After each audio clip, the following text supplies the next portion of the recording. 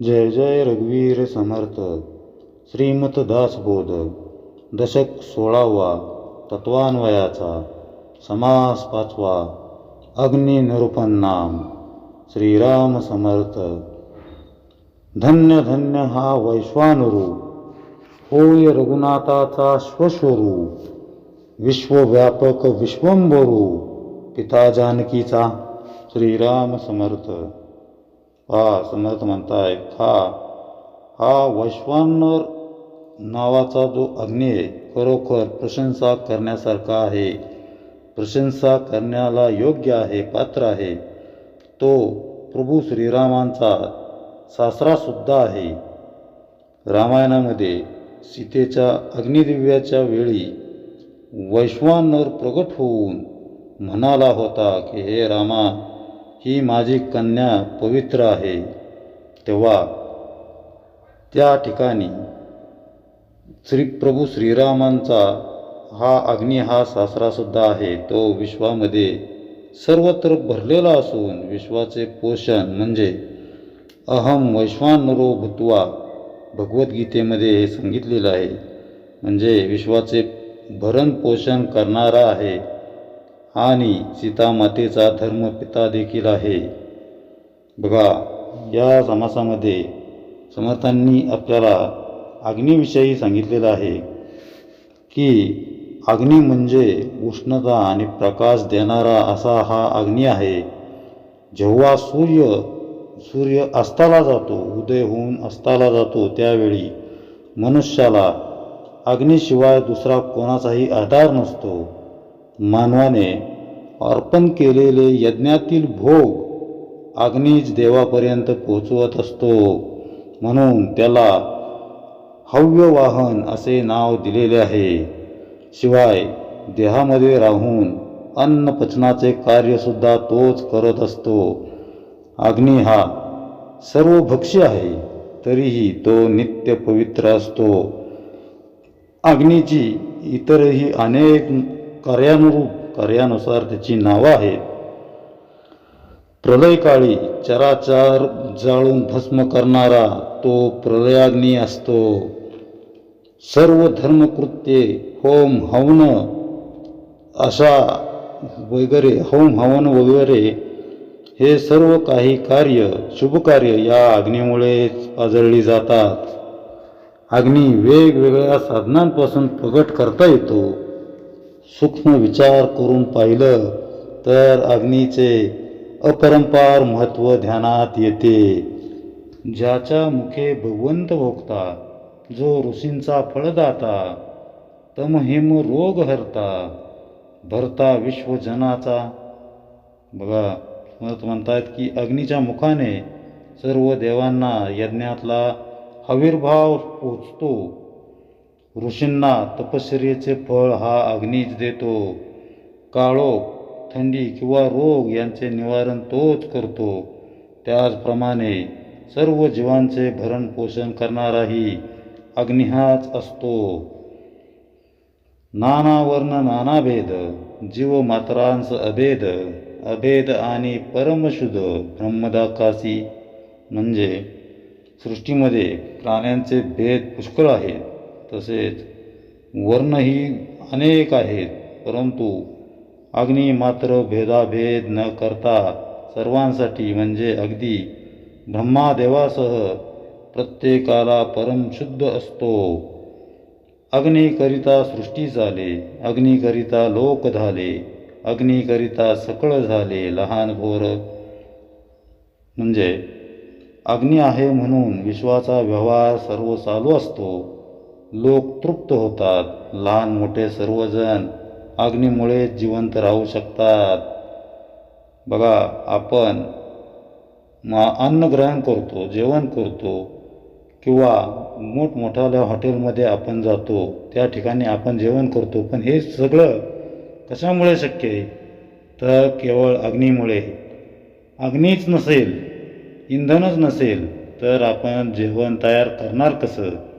त्यामुळं लहान मोठे, लहान थोर सर्वजण या अग्नीमुळेच तर तृप्त होतात असं समर्थ म्हणतायत. अग्नीने आळले भूमंडळ, लोकांस राहाव्या जाळे स्थळ, दीपदीपिका नाना ज्वाळत, जेथे तेथे म्हणजे या अग्नीमुळे पाणी आटवून पृथ्वी बनली आणि लोकांना वास्तव करण्यासाठी जागा मिळाली. दिवे, पंत्या, शेकोट्या असे प्रकार बनवू शकले. पहा, आपण दीपावलीला असंख्य असे दिवे लावतो, देवळामध्ये दिवे लावतो, घरामध्ये दिवे लावतो. शिवाय एखाद्या सामाजिक ठिकाणी, सार्वजनिक ठिकाणी आपण भव्य दिव्य अशी दीपस्थापना करतो. ते केवळ या अग्नीमुळेच शक्य आहे. पुढे समर्थ म्हणतात, पोटामध्ये जठराग्नी, तेने शुदा लागे जनी, अग्निकरिता भोजनी रुची येते. म्हणजे या आपल्या शरीरामध्ये, पोटामध्ये जठराग्नी असतो. म्हणूनच तर लोकांना, मनुष्यांना भूक लागते. अन्नाला त्यामुळे चव येते. बघा, अतिशय सुंदर रुचकर असं जेवण फक्त त्याला चव देणारं कोण असेल तर तो अग्नी असतो. अग्नीच मंद असेल तर जेवणात रुचकरता किंवा चवीचं जेवण हे होत नाही. अग्नी सर्वांगी व्यापक, उष्णे राहे कोणी एक, उष्ण नसता सकळ लोक मरोन जाती. बघा, अग्नी सर्व शरीराला व्यापून असतो. प्रत्येक प्राणी देहातील उष्णतेमुळे जगू शकतो. जर उष्णताच नाहीशी झाली तर सर्व लोक मरून जातील. बघा, आपल्या शरीरामध्ये अग्नी हे तत्व जर निघून गेलं तर लोक थंडीनं कुडकुडून मरून जातील. उष्णताच नसेल तर लोक कसे जगू शकतील, असं समर्थ या ठिकाणी म्हणतायत. आधी अग्नी मंद होतो, पुढे प्राणी तो नाचतो. ऐसा हा अनुभव येतो प्राणी मात्रांशी. म्हणजे पहिल्यांदा शरीरातील अग्नी हा मंद होतो आणि त्यामुळे प्राणी व्याधीग्रस्त होतो. असा अनुभव जवळजवळ प्रत्येकालाच येतो. म्हणजे जर एखादा मनुष्य आजारी पडला असेल किंवा त्याची शरीर साथ देत नसेल तर त्याचा सर्वप्रथम अग्नी हा मंद होत जातो आणि नंतरच तो अतिव्याधींमुळे, अतिव्याधींच्या संक्रमणामुळे तो मनुष्य मरण पावतो. असा जवळजवळ प्रत्येकालाच या गोष्टीचा अनुभव आहे. असता अग्नींचे बळ, शत्रू जिंके तात्काळ, अग्नी आहे तावत काळ जिने आहे. म्हणजे अग्नीचे बळ जर भरपूर प्रमाणात असेल तर अगदी थोडक्या काळामध्ये सुद्धा शत्रूला जिंकता येते. उष्णता असेपर्यंत प्राण्यात जिवंतपणा असतो. बघा, पूर्वीच्या काळी अनेक युद्धे व्हायची. या युद्धभूमीमध्ये कित्येक लोकांना, कित्येक सैनिकांमध्ये किंवा दोन पक्षांमध्ये रणभूमीवर कोणतं तत्व जागृत असेल तर तो फक्त अग्नी होता. म्हणजे दोन्हीही पक्षांमधील सैनिकांमध्ये युद्ध करताना शरीरात कोणता तत्व जागृत असतं तर ते फक्त अग्नी असतो. त्यामुळेच युद्ध अग्नीच्या जोरावर, ज्याच्याकडे अग्निबल जास्त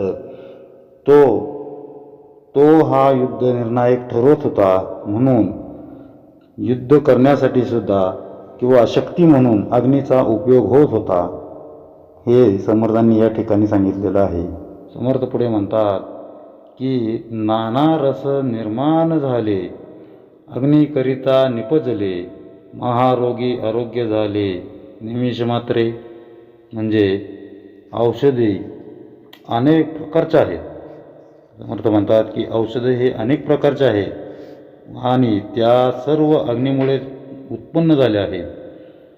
त्याच्यामुळे असाध्य रोगसुद्धा एकदम कमी वेळात रोगाचं निवारण होतं. मनुष्य हा निरोगी होतो. सूर्य सकळांहून विशेष, सूर्या उपरी अग्निप्रकाश, रात्रभागी लोक अग्निस साहे गरिती.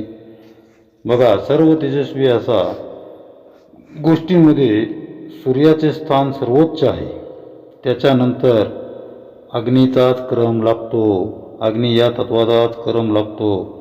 रात्री सूर्य नसताना लोक उजेड आणि उष्णता मिळवण्यासाठी अग्नीचीच मदत घेतात. समर्थ पुढे सांगतात, सकळ सृष्टीचा संहार प्रलय करै वैश्वानर, वैश्वानरे पदार्थ मात्र काहीच उरेना. म्हणजे बघा, समर्थांनी सांगितले, जेव्हा अग्नी प्रलय होतो तेव्हा अग्नी म्हणजेच वैश्वानर सगळ्या चराचर सृष्टीचा संहार करतो. त्यावेळी सर्वत्र अग्नी वाचून काहीच शिल्लक उरत नाही. पहा, या ओवीमध्ये या ठिकाणी समर्थांनी आपल्याला प्रलय काळाचं कसं स्वरूप असतं, अग्नीचा कसा दाह असतो, अग्नीचं कार्य काय आणि ते प्रलय कसा असतो, प्रलय काळ, याबद्दल आपल्याला समर्थांनी या ठिकाणी सांगितलेलं आहे. तर समर्थ म्हणतायत की पृथ्वीच्या सृष्टीच्या संहारावेळी ही पंचमहाभूतं लुप्त होतील. कोणती पंचमहाभूतं? आप, तेज, वायू, आकाश आणि पृथ्वी. हे दृश्य जग नष्ट होईल. हा कल्पनाविलास नसून तसं शास्त्रांमध्ये लिहून ठेवलेलं आहे असं समर्थ सांगतात. ऐकलेल्या वाचलेल्या गोष्टी, भाकितं, पिक्चर, चित्रपट अशा माध्यमांमधून सृष्टीचा अंत होणार हे आपल्याला माहीत आहे. हे सगळ्यांनाच ठाऊक झालेलं आहे, त्याला शास्त्राधारही आहे. अशा या प्रलयाची चर्चा समर्थ मग या ठिकाणी का बरं करत असावे? थोडंसं चिंतन केलं तर त्याचं आपल्याला उत्तर मिळू शकेल. जे नाम रूपाच्या आधारे जे उदयाला आले, जे जन्मलंय, जे डोळ्यांना दिसतंय, इंद्रियांना जे जाणवतंय, त्या सर्व गोष्टींना अंत आहे. त्या कायम टिकणाऱ्या नाहीत. अशा विचाराला आत्मानात्म विवेक, सारासार विचार म्हणतात. हा विचार मनात दृढ धरला तर जीवाचे दृश्यासक्तीचे, ममत्वाचे पास सहज तुटू शकतात. ब्रह्मांडाबद्दल विचार करणं हे सामान्य जीवाच्या आवाक्याच्या बाहेरचं आहे. जिथं अनेक विद्वान पंडितांनी हात टेकले त्या ठिकाणी आपल्यासारख्यांच्या बुद्धीला सृष्टीचा, तिच्या अंताचा ठाव लागणं हे खूप लांबचे, खूप कठीण आहे. ब्रह्मांडाचा ज्याला ठाव लागलेला आहे अशा सद्गुरूंचा वरदहस्त मस्तकी असला म्हणजे नाम रूपाच्या मदतीनं साकार झालेलं हे दृश्य जग आसार असल्याचं लक्षात येतं.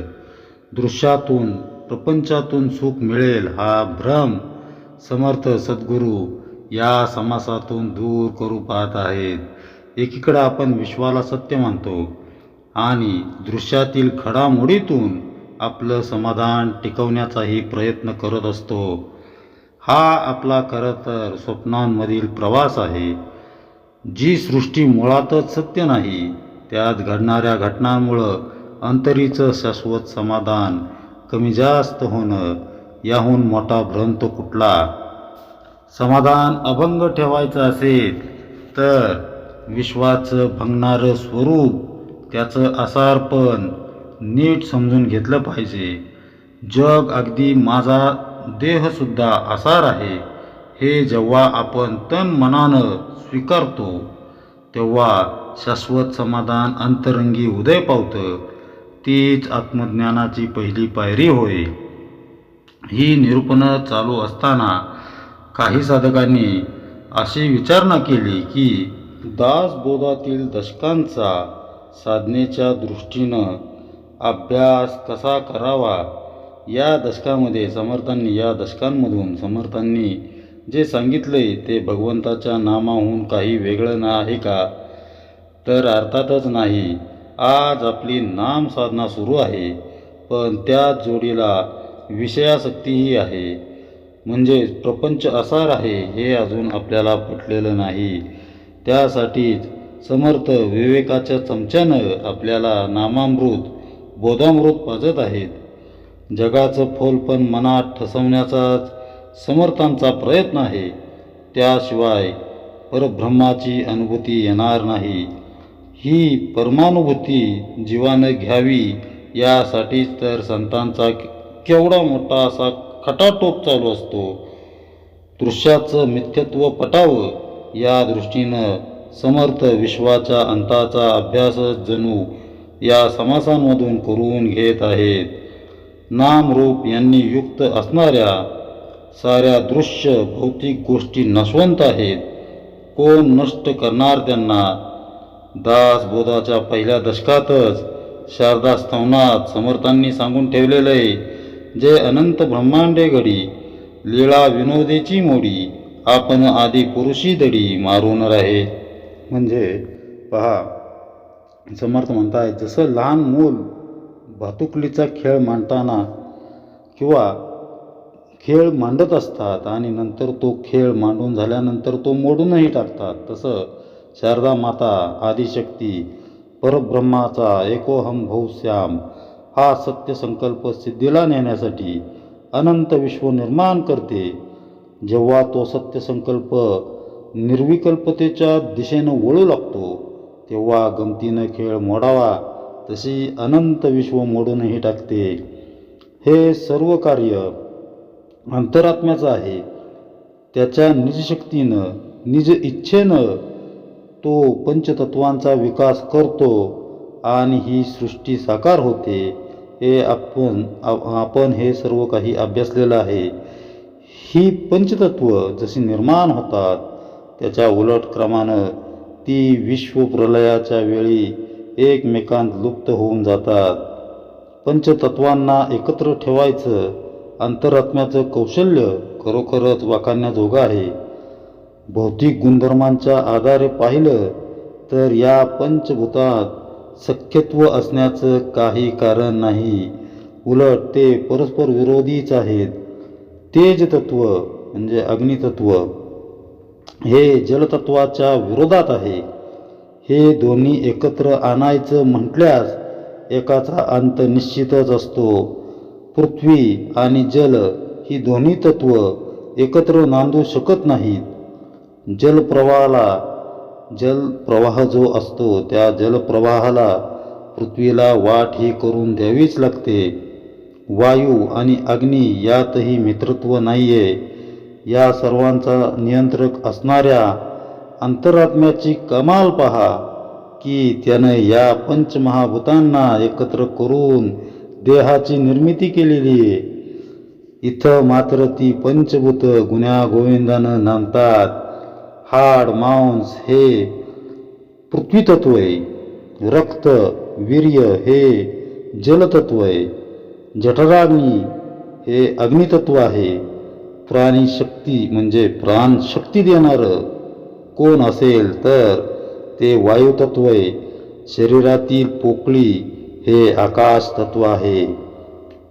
हे वेगवेगळा विचार करत असताना परस्पर विरोधी असणारी हीच तत्व शरीरामध्ये मात्र अंतरात्म्याच्या आधिपत्याखाली सुखानं नांदत असतात. अंतरात्म्याचं हेच तर कारुण्यच आहे. म्हणजे हे वैशिष्ट्य आहे. हे अंतरात्म्याचं कारुण्यच नव्हे का? त्याच्या या कारुण्यापोटीच पंचमहाभूत सृष्टीतही परस्पर पूरक वागत असतात. पण ज्यावेळी प्रलयाची वेळ येते तेव्हा एकमेकांशी प्रेमानं वागत असलेली ही पंचमहाभूत एकमेकांविरुद्ध दंड थोपटून असतात. त्यांच्यात संघर्ष निर्माण होतो. ती खरंच एकमेकांच्या जीवावर उठतात का परब्रह्माच्या भेटीसाठी हातात हात घालून अंतरात्म्यात लुप्त होतात. तसंच परब्रह्माचा सत्यसंकल्प चंचळाला ओलांडून त्या निश्चळ तत्वामध्ये कसा विसर्जित होतो याचं आपण विस्तृत वर्णन पुढे पाहणार आहोत. नाम आणि रूप यांनी युक्त जगातील प्रत्येक घटकाला अंत आहे आणि तो कधी आणि कसा व्हावा हे काळानुसार प्रारब्धानुसार ठरलेलं असतं. किडा मुंगी काही तासांचे किंवा काही दिवसांचे सोबते असतात. मनुष्य काही वर्ष जीवन जगतो तर पर्वत डोंगर काही शतकांपर्यंत या भूमितलावर राहतात. पण ठराविक काळानंतर प्रत्येकाचा नाश हा ठरलेला आहे. हे तत्त्व जर आपण हृदयात घट्ट धरलं तर निरासक्त वृत्ती आपला सहज स्वभाव बनू शकते. एखाद्या गोष्टींवरील मन उडालं की ती गोष्ट असली किंवा नसली तरी काहीही फरक पडत नाही. तसं दृश्यातील वस्तूंवरील ममत्व संपलं की आपल्या संतोषी वृत्तीला कशाचीच बाधा उरत नाही. आपला देह, पैसा अडका, घरदार, जमीन जुमला अशा असार वस्तूंसाठी आपण झुरत असतो. त्यापायी जीवनातील बराच काळ आपण खर्च करतो. पण हे सारं अशाश्वत आहे, असार आहे. हे जेव्हा आपल्याला पटेल तेव्हा लौकिक गोष्टी मिळवण्यासाठी आपण प्रयत्न जरूर करू, पण फलाशेमध्ये आपण गुंतून पडणार नाही.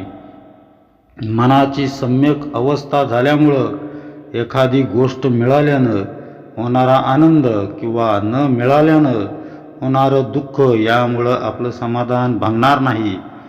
संतांची शिकवण ती हीच आहे की परिस्थिती कशीही असो आपलं समाधान अखंड टिकायला हवं. त्यासाठीच अशा समासांमधून दृश्याचं खरं मूल्य समजून घ्यायचं आहे. तर्कबुद्धीनं जरी आपण त्याचा अभ्यास केला तरी त्यातून समाधानाचा हमखास मार्ग सापडू शकतो. अंतरात्म्याच्या छत्राखाली पंचमहाभूत सलगीनं सुखानं राहतात हे आपण पाहिलेलं आहे. व्यासपीठावरून म्हणजे एखाद्या व्यासपीठावरून बोलणाऱ्या वक्त्याचं बोलणं ऐकताना सर्वजण गुंग होऊन जातात. तो सभेला जणू खिळवून ठेवतो. पण त्याचं बोलणं संपलं की श्रोतावृंद चारी दिशांना पांगतो.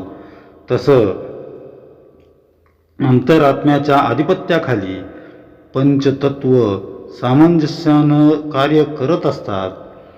पण प्रलयाच्या वेळी तोच अंतरात्मा दृश्य जगताला त्यातील तत्वांना वेगळं वेगळं करतो. अवतार संपवण्याआधी प्रभू श्रीकृष्णांनी द्वारका नगरी समुद्रात बुडवून टाकली. त्याचप्रमाणे भगवंताची गरज म्हणून सृष्टीची उभारणी होते. पण सत्यसंकल्प संपुष्टात येण्याच्या वेळी ही सारी सृष्टी नष्ट होते. ज्या निजशक्तीनं हे ब्रह्मांड उभारलंय तीच शक्ती साऱ्या ब्रह्मांडाचा लय देखील करते. एका घरची 4-5 भावंड बघा, आपण उदाहरण पाहूया की एका घरातली 4-5 भावंड लहानाची मोठी होतात. बालपणी त्यांच्यात अतिशय प्रेम असतं, एकोपा असतो. ती एकमेकांशिवाय राहू शकत नाहीत. पण तीच भावंड थोडीशी मोठी होऊन त्यांचे मार्ग वेगवेगळे होतात. त्यांच्यामध्ये पहिल्यासारखं प्रेम राहत नाही. पूर्वीची एकजूटसुद्धा दिसून येत नाही. त्याचप्रमाणे जोपर्यंत भगवंताचा सत्य संकल्प आहे, प्रेम आहे, तोपर्यंत चराचरात पंचतत्वांचा योग्य समन्वय दिसून येतो. सृष्टीला सुजलाम सुफलाम करण्याचं काम ते करत असतात. मात्र कल्पांतासमयी अंतरात्म्याची इच्छा ते ओळखतात आणि एकमेकांपासून ते दूर होऊ लागतात. पंचमहाभूतात सर्वात शेवटी पृथ्वी तत्व अस्तित्वात आलं. प्रलयाच्या वेळी सर्वात आधी तेच लय पावतं. अशा उलट क्रमानं एक तत्व आधीच्या तत्वामध्ये विलीन व्हायला सुरुवात होते. जणू काही एकमेकांच्या सोबतीनं परमतत्वाच्या भेटीसाठी ते आतुरतेनं निघाले आहेत असंच वाटावं, असं समर्थ सांगतात. समर्थ पुढे म्हणतात की एखादी गोष्ट मुबलक असली की त्याची किंमत उरत नाही. भरपूर पैसा असलेल्या घरातील मुलांना पैशाचं काहीही मोल नसतं. तसं आज आपल्यापैकी बहुतेकांना पाणी मुबलक प्रमाणात उपलब्ध असल्यामुळं त्याचं मोल अजिबातही जाणवत नाही. पण तेच पर्जन्यमान कमी असलेल्या भागातील लोकांना पाण्यासाठी रोज वणवण करावी लागत असल्यामुळं त्यांना त्याचं मूल्य खऱ्या अर्थानं कळतं. बघा, पेट्रोल, डिझेल यासारख्या भौगोलिक संपत्तीसाठी यापूर्वीसुद्धा युद्ध होत असत. आता ती पाण्यासाठी होतील असं बरेच विचारवंत म्हणूही लागलेले आहेत. पाण्याअभावी कितीतरी दुर्धर प्रसंग ओढावू शकतो याचं भीषण चित्रणच जणू समर्थ आपल्याला सांगत आहेत. अनेक वर्ष पाऊसच न पडल्यामुळं सृष्टी जळू लागेल, पर्वतच्या पर्वत गडप होतील, इतक्या मोठ्या आणि खोल भेगा पृथ्वीला पडू लागतील. 12 काळातील सूर्यकिरणांमधून निघणाऱ्या ज्वाळा पृथ्वीला भाजून काढू लागतील. तिचं त्यामध्ये दहन होऊन जाईल असं समर्थ सांगत आहेत. पृथ्वीवरील जीवसृष्टीच्या दृष्टीनं पाण्याला अनन्यसाधारण असं महत्त्व आहे. मृदुता हा जलाचा गुणधर्म आहे. शरीरातील मऊपणा तसंच एकमेकांविषयी निखळ निस्वार्थी प्रेम असणं हे देखील मृदुपणाचं लक्षण आहे. हा जलतत्वाचा परिणाम होय. मी माझं असा संकुचित विचार जीवनातील वृक्षतेचं हे द्योतक आहे. देहरूपी पृथ्वीवरील प्रेमरूपी जल आटून गेलं तर भावनांचा दुष्काळच पडतो. नात्यांमध्ये दुरावा येऊ लागतो. मनामध्ये भेगा पडू लागतात. अहंकाररूपी सूर्य इतकी आग ओकू लागतो की अंतरीच्या कोमल भावना त्यात जळून खाक होऊ लागतात. कष्ट करून कमावलेली संपत्ती नावलौकिक मोठमोठाल्या भेगांमध्ये गडप होऊन जातात. साधारणपणे अशी स्थिती आज दुर्दैवानं समाजात दिसू लागलेली आहे. कुणी याला कलियुगाचा महिमा असंही म्हणत असेल. संभाषण कमी होत चाललंय. मोबाईलद्वारे आणि मोबाईलसारखे इलेक्ट्रिक गॅजेट्स हे उदंड झालेले आहेत, खूप झालेले आहेत. तरीही संवाद होताना दिसत नाही. जरी थोडंफार बोलणं होत असलं तरी त्या बोलण्यामध्ये प्रेमाचा मायेचा ओलावा किती असतो हा प्रश्नच आहे. प्रेमाच्या अभावामुळं मनुष्याच्या अंतरंगातील दुष्काळ त्याला प्रलयाच्या दिशेनं तर घेऊन जात नाहीये ना, हे पाहण्यासारखं आहे. झाडांची कत्तल करून सिमेंटची जंगलं उभारली जात आहेत. पाणी जमिनीत मुरावं म्हणून ठोस उपाय होत असताना दिसत नाही. वृक्षारोपण निसर्ग संगोपनासाठी पुढं येणाऱ्यांची संख्या अगदी नगण्य आहे. संपत्ती अहंकार यापुढं मनुष्याला नातीगोती गौण वाटू लागलेली आहेत. यावरून मनुष्याची संवेदना गोठत चालली आहे की काय असं म्हणायला वाव आहे. परंतु म्हणतात ना, पापांचा घडा भरला की दुष्कर्मांची सव्याज परतफेड ही करावीच लागते. आपल्या सर्वांच्या सुख समाधानासाठी ही वसुंधरा भगवंतानं आपल्याला भेट स्वरूपात दिलेली आहे. तिची काय अवस्था आपण करून टाकलेली. आपल्या या कर्मांची परतफेड आपल्याला करावीच लागणार आहे. कदाचित ती प्रलयाच्या रूपात असेल, भीषण अवर्षणाच्या रूपामध्ये सुद्धा असू शकते असं समर्थ सांगतात. समर्थ पुढे म्हणतात की ज्वाळांनी वेढलेली ही पृथ्वी सिंदुरासारखी दिसू लागेल. शेंद्री ज्वाळा पृथ्वीचा आधार असणाऱ्या शेषापर्यंत गेल्यामुळं तो बराबर विष ओकू लागेल. ह्या प्रलयकाळी कसं स्वरूप असेल, अंताच्या समयी कसं स्वरूप असेल हे समर्थ सांगत आहेत की पृथ्वी ही सेंदुरासारखी दिसेल. तर पृथ्वीचा आधार असणाऱ्या शेषनाग, त्या शेषनागापर्यंत त्या ज्वाळा गेल्यामुळं तो भराभर विष ओकू लागेल. तो त्याची जागा सोडेल आणि अवघ्या पृथ्वीचा समतोलच ढासळून जाईल. आपल्या बाबतीत याचा विचार असा करता येईल की मनुष्याच्या मनातील मत्सर द्वेष एक प्रकारचा अग्नीच होय.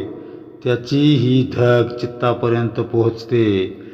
चित्त अहमरूपी शेषावर आधारलेला आहे. मनोवृत्तीचा मनोरा या अहंकारावर उभा आहे. त्या अहंकाराला जेव्हा षड्रिपूंच्या ज्वाळांची झळ लागते तेव्हा अहंकार कळवळून त्याची जागा सोडतो. अहंकाराला जेव्हा धक्का पोचतो तेव्हा तो नाशाला कारणीभूत ठरतो. याची कित्येक उदाहरणं समाज जीवनात आपल्याला नित्य पाहायला मिळतातच. प्रेमाच्या दुष्काळामुळं नाशाला सुरुवात होते. प्रेमाचा सुकाळ यावा, धरणीबरोबरच माणसांची अंतःकरणं प्रेम वर्षावात चिंब भिजावीत म्हणून संत महात्मे पृथ्वी तलावर वारंवार जन्म घेतात. त्यांनी सांगितलेल्या मार्गानं म्हणजेच सगुणोपासना, नामस्मरण यासारखे प्रेमात राम रमतो, प्रेमाला मोल ना जगमाजी ही उक्ती सतत नजरेसमोर ठेवत सर्वत्र भगवंताला पाहणं हीच मानवाची सेवा होय. पृथ्वी तत्वाची सेवा होय. तीच भगवंतापर्यंत पोचते. मी देही या अहंतेपोटी आपण आपल्याच हातांनी स्वतःचा धरणी मातेचा अंत ओढावून घेतो. याला काय म्हणावं? सारांश म्हणजे सृष्टीचा आणि मनुष्याच्या अंतरंगाचा कल्पांत जणू एकाच समयी घडतो असं म्हणायला जागा आहे. प्रलय काळामध्ये पृथ्वी भाजून निघते. अग्नितत्वामुळे प्रलय काळामध्ये पृथ्वी ही भाजून निघते. सेंद्री ज्वाळांनी प्रचंड धग शेषनागाला लागल्यामुळं तो विष ओकू लागतो आणि त्यामुळं ज्वाळा अधिकच भडकून संपूर्ण पाताळ लोक भस्मसात होतो. महाभूतं खवळतात. प्रलयाचा वारा सुटतो. अग्नी भडकतो. त्यावेळी 11 रुद्र खवळून उठतात. 12 सूर्य कडाडतात. त्यामुळं अवघ्या पृथ्वीचं दहन होतं. तिचा कठीणपणा विरू लागतो. मेरूसारख्या पर्वतांची तर किंमतच उरत नाही असं समर्थ आपल्याला या ठिकाणी सांगत आहेत. समर्थ पुढे म्हणतायत की 12 सूर्यांच्या प्रचंड उष्णतेमुळं पेटलेल्या ब्रह्मांडाच्या भट्टीमध्ये पाण्यासाठी आतुर झालेली पृथ्वी चुना भाजावा तशी भाजून निघते. तिची जळून पूड होते, राख होते. प्रेमाच्या अभावानं मानवी मन देखील असंच होरपळून शेवटी ते चूर होऊन जातं, निराश होतं. मग महाभयंकर अशी पर्जन्यवृष्टी सुरू होते. सृष्टी जिवंत ठेवण्यासाठी जेव्हा पाणी हवं होतं तेव्हा ते मिळालं नाही. पृथ्वी जळून खाक झाल्यावर सुरू झालेल्या या वृष्टीचा तसा काहीही उपयोग नाही. जसं शोकसभेमध्ये मृत व्यक्तीबद्दल मोठ्या कौतुकाचे शब्द निघतात, तिच्याविषयी भरभरून बोललं जातं, तिच्यावर प्रेम सुमनं उधळली जातात. ती व्यक्ती हयात असताना, प्रेमासाठी असुसलेली असताना समाजात तिला तुसडेपणानं वागवतो किंवा वागवलं जातं आणि तिनं इहलोक सोडल्यानंतर मग मात्र आपण तिचे प्रेमाने गोडवे गातो.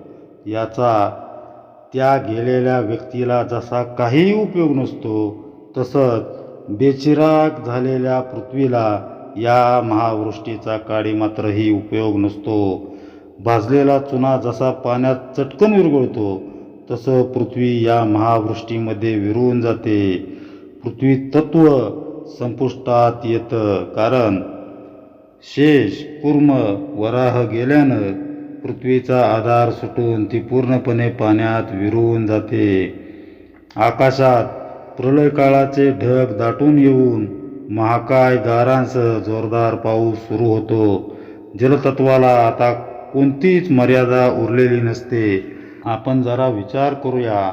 बघा, जेव्हा मुसळधार पावसानं नद्यांना पूर येतो, पाणी तुंबून आसपासची गावं पाण्यानं वेढली जातात, तेव्हा त्या ठिकाणच्या माणसांची केवढी तारांबळ उडत असेल याची कल्पना आपल्याला असेलच. या ठिकाणी तर पृथ्वीचा ऱ्हास होऊन आता इतस्ततः पाणी, सर्वत्र पाणीच पाणी झालेलं आहे. ही जलमय स्थिती पाहायला एकही जीव शिल्लक नाही, कारण पाण्याअभावी सारी जीवनसृष्टी अगोदरच नाहीशी झालेली आहे. नद्या, समुद्र त्यांच्या सीमा ओलांघून एकरूप होऊन जातात. पृथ्वी तलावर असणाऱ्या समुद्राचा जिथं आपल्याला ठाव लागत नाही, तिथं ब्रह्मांडाला वेढून असणाऱ्या सप्त समुद्रांबद्दल आपण न बोललेलंच बरं. समर्थांसारखे आत्मज्ञानी संत आपल्याला सप्तसागरांची ओळख करून देऊ शकतात. सप्त समुद्र कोणते हेही आपल्याला समर्थांनी सांगून ठेवलेलं आहे की क्षार, क्षीर, सुरा, सर्पी, दधी, इक्षु, जल या सप्त समुद्रांच्या पाण्याची पातळी झपाटून वाढू लागते. ती इतकी वाढते की शेवटी ते पाणी ब्रह्मांडाला वेढून असणाऱ्या अवर्णोदकापर्यंत वाढतं. पुढं ते अवर्णोदक मोकळं होतं. सगळं जलमय झाल्यावर प्रलयाग्नी खवळतो. तापलेल्या तव्यावर पाण्याचा शिडकावा मारला की जशी त्याची तात्काळ वाफ होते, त्याप्रमाणे हा प्रलयाग्नी जल शोषून घेतो. मृतदेहावर अग्निसंस्कार केल्यानं देहातील पृथ्वी तत्वाची राख होते, तर जलतत्वाची वाफ होते. ही राख अस्थी जलामध्ये विसर्जित केल्या जातात. हा जसा पिंडाचा अंत होतो, तसाच तो ब्रह्मांडाचा देखील होतो. या दोघांचे अंत, त्यातील साम्य, नश्वरता आपण विवेकानं समजून घ्यायला हवी, जेणेकरून अशाश्वत दृश्यांशी आपलं असलेलं ममत्व कमी होईल, आसक्ती सुटेल. पहा, प्रलय काळ हा किती भयंकर असू शकेल याचं समर्थांनी 400 वर्षापूर्वी आपल्याला कथन करून ठेवलं आहे, निरूपण करून ठेवलं आहे, ग्रंथ लिहून ठेवलेला आहे. तर हे सांगण्यापाठीमागे समर्थांचा काय उद्देश असावा, तर मनुष्याची ही जाण ठेवून, प्रलय काळाची जाण ठेवून त्याने आपलं ममत्व कमी करावं, दृश्याशी ममत्व कमी करावं आणि आपली जी आसक्ती आहे ती आसक्ती सोडावी. हेच आपल्याला समर्थांना, हेच या सूत्राने आपल्याला आपल्या अंतरंगावरती ते बिंबवायचं आहे. प्रलयाग्नीमुळं जलतत्वाची वाफ होते. अशा तऱ्हेनं जलतत्व अग्नीमध्ये लुप्त होतं. कल्पना करता येणार नाही एवढी मग आग भडकते. त्या आगीला प्रलय काळाचा वारा झडप घालतो. बघा, एखाद्या फडक्यानं किंवा एखाद्या पदरानं, त्या पदराच्या वाऱ्यानं दिवा विजावा, तसं वायूमुळं प्रलयाग्नी विजतो. तेज तत्व वायू तत्वात शांत होतं. मग कल्पना करता येणार नाही इतक्या सोसाट्याचा वारा वाहू लागतो. ब्रह्मांड दृश्यसृष्टी टप्प्याटप्प्यानं लय पाहू लागली आहे. पंचमहाभूतांपैकी पृथ्वी, जल, अग्नी या पहिल्या 3 तत्वांना आपण पाहू शकतो, त्यांना स्पर्श करू शकतो. वायूचा स्पर्श जाणवतो, पण तो दिसत मात्र नाही. आकाश मात्र ना पाहता येतं ना त्याला स्पर्श करता येतं. जेव्हा पृथ्वी जलतत्वात, जल अग्नितत्वात आणि अग्नी वायुतत्वात विलीन होतो, तेव्हा एक मोठी पोकळी तयार होते. आकाशाची पोकळी अनंत असून त्या मानानं वारा थोडाच असतो. त्या अनंत आकाशातून वायूही नाहीसा होऊन जातो. वायूची हालचाल थांबली की केवळ निस्तब्ध आकाश तेवढं उरतं. ब्रह्मांडाची इवलीशी खून देखील मागं राहत नाही. आकाशापासून अंतरात्म्यापर्यंतचा प्रवास आणि पुढं अंतरात्म्याचंही होणारं विसर्जन, तसंच निश्चळ परब्रह्माची अनुभूती याविषयी आपण विवेचन आणि वर्णन पुढे पाहणार आहोत. विश्वसंहाराची संकल्पना 2 अंगांनी समजून घेता येऊ शकते, भौतिक प्रलयाद्वारे आणि विवेक प्रलयाद्वारे. भौतिक प्रलय म्हणजे दृश्यसृष्टीचा, ब्रह्मांडाचा प्रत्यक्ष संहार, तर विवेक प्रलय म्हणजे मनोमन अष्टकायांचा लय करणं, आसार बाजूला सारून साराला स्वीकारणं आणि अंती द्वैत सरल्यानं अद्वैताशी म्हणजेच परब्रह्माशी तद्रूप होणं, पंचभौतिक सृष्टीचा पसारा आवरल्यानंतर त्या सृष्टीचा करता असणारा अंतरात्मा अर्थातच मूळ माया आपला कार्यभाग संपवून ब्रह्मस्वरूपात लीन होते. प्रलयाच्या या अंतिम टप्प्याचं वर्णन आपल्याला समर्थ आता करू लागलेले आहेत. अनंत पसरलेल्या आकाशात वायू लुप्त होऊन जातो. आपण पृथ्वीवासीय ज्या अथांग पसरलेल्या निळ्याशार पोकळीला आकाश समजतो, ते आकाशही नंतर लय पावतं. आकाश हे सृष्टीच्या अधिष्ठानाचं आद्यतत्व आहे.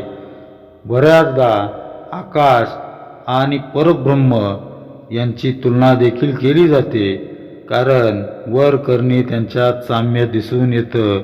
जेव्हा ब्रह्मांडाचा अंत होतो तेव्हा आकाश तत्वही लयाला जातं, मात्र परब्रह्म जसंच्या तसंच निश्चळ निर्विकार शिल्लक राहतं.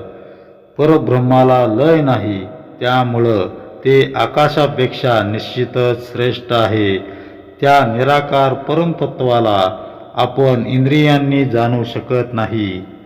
परब्रह्म ब्रह्मांडाला व्यापूनही अनंतपटीनं पसरलेलं आहे. त्यामुळं पंचमहाभूतांचा पसारा आटोपला की अंतरात्म्याला नवनिर्मितीसाठी जागाच उरत नाही, असं समर्थ सांगतात. समर्थ पुढे म्हणतात की दृश्य पसारा हा मूळ पुरुष किंवा मूळ मायेचाच विस्तार आहे. परब्रह्माच्या सत्य संकल्प पूर्तीसाठी अंतरात्म्यानंच ही सृष्टी निर्माण केली. त्यात अनंत घडामोडी घडवून आणल्या. प्रत्येक सजीवांकरवी कार्य करवून घेतलं.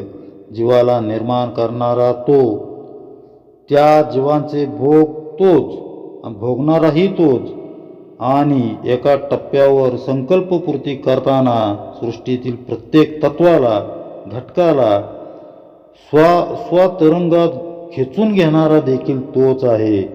असं हे विस्मयकारक मूळ पुरुषाचं अचाट कर्तृत्व आपल्याला समर्थांनी सांगितलेलं आहे. 8व्या दशकातच सांगून ठेवलेलं आहे.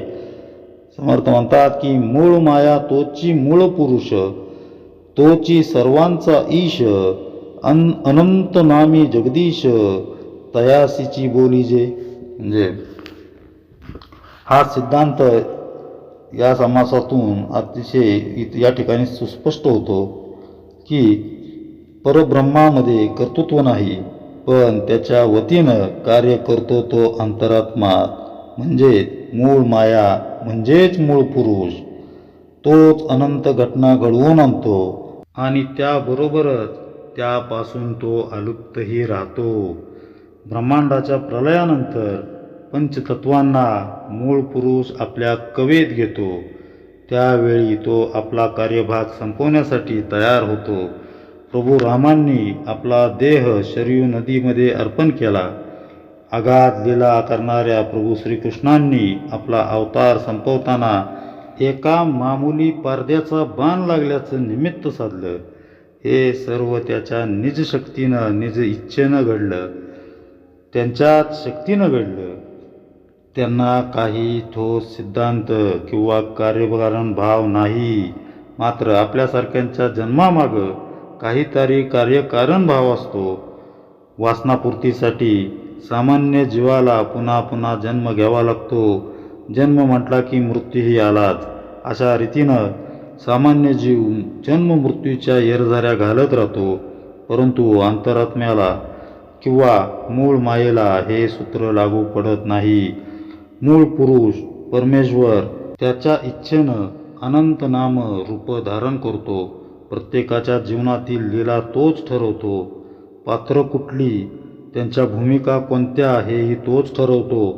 या नाना नाटकातील कशाने केव्हा संपवायच्या, म्हणजे या नाटकलीला ह्या कशा आणि कशा केव्हा संपवायच्या आणि स्वतःचा कार्यभाग केव्हा आटोपायचा हे देखील तोच ठरवतो. त्यामुळं जीवनात्मक भूमिकेतून विचार करत असता एका जुन्या चित्रपटातील हिंदी चित्रपटातील एक गाणं आठवतं. ते म्हणजे दुनिया बनाने वाले क्या तेरे मन में समाई, काहे को दुनिया बनाई, तूने काहे को दुनिया बनाई. परमेश्वराला विचारावंसं वाटतं, बाबा रे, तुझेच अंश असलेले आम्ही सामान्य जीव तुझ्याच इच्छेनं जर राहतो, नाचतो, बोलतो, काम करतो, मग हा दृश्य पसारा निर्माण करून आम्हाला त्यात तू का खेळवतोयस, का आम्हाला त्रितापांनी होरपळून देतोयस.